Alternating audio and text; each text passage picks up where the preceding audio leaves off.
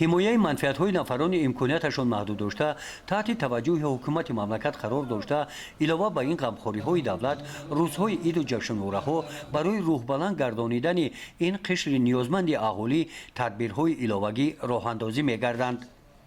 ҳамин аст ки дар партави дастур ва супоришҳои роҳбари давлат дар самти дастгирии маъюбон бо пешниҳоди мақомоти иҷроияи ҳокимияти давлатии ноҳияи восеъ дар деҳоти ба номи Худоё Раҷабов дар арафаи соли нави милодӣ ҳамоиши маърифатӣ доир гардида, дар он раиси ноҳияи восеъ қайд намуданд ки ин қишри ниёзманди ҷомеа ҳаргиз худро танҳо ҳис накунанд.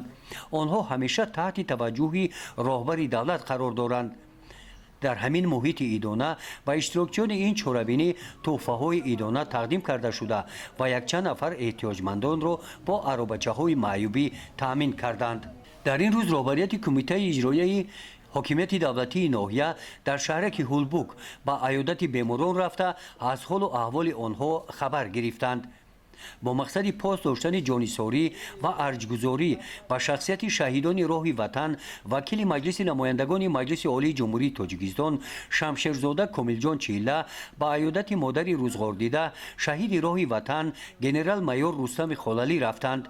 аёдаткунандагон бо модари шаҳиди роҳи ватан суҳбати самимӣ намуда, ҳамзамон аз осорхонаи шахсияти зиндаёд генерал-майёр Рустами Холалӣ ки дар роҳи нигаҳдории осудагӣ ва оромӣ ва якпорчагии Тоҷикистон сина сипар карда ҷонисорӣ намудааст, боздид намуданд.